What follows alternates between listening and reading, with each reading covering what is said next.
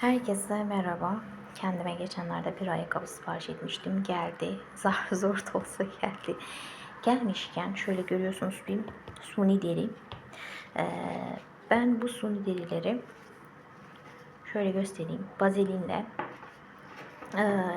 şöyle temizliyorum, sürüyorum. Güzelce kremliyorum şu şekilde. Neden? Uzun süre bu şekilde hem boyası atmıyor hem uzun süre kullanıyorsunuz.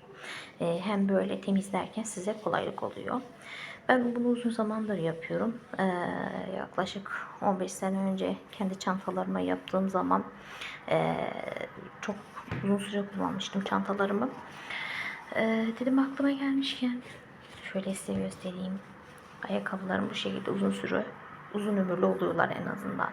Yani soyulma falan deformesi çok geç oluyor. Şöyle. Bu arada yeni aldığım ayakkabı şahane. Maşallah diyelim.